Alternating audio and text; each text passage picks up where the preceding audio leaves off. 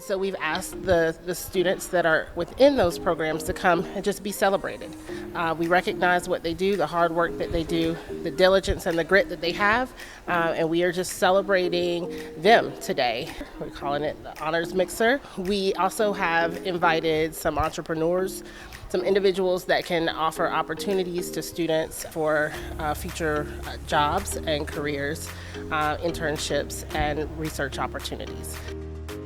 What made me come to this event today was Winston-Salem State University opening up this opportunity to network and basically get to know individuals who want to help HBCU students. So in my work with the university and as an alum of the university, working with SGAC and CDC and others, been engaged with some of the innovation work that's been going on, and so had the opportunity to come here and wanted to engage with students and some of the other folks who are supporting the Innovation Lab.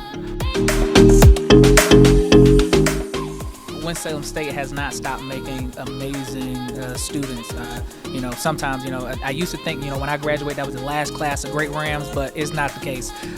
There are continuing to be some amazing Rams, some spectacular young students who are getting ready to impact the world in amazing ways, and we're still preparing. That was the first thing, because some of the questions they asked me, I wasn't asking at my junior, senior year. So position in the right space, but then also looking at where the institution is looking to go in terms of innovation and making sure that we're building out an entrepreneurial ecosystem. It's the right place, right time for us to be impactful.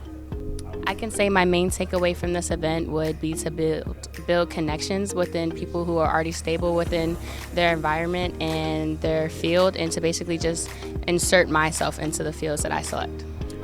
Continuing to expand on inviting more opportunities for collaboration amongst students and alum and others who are working in the spaces that they want to be. I think that's one of the greatest opportunities, exposure, to be able to see where you think you want to be and somebody who's in that space already.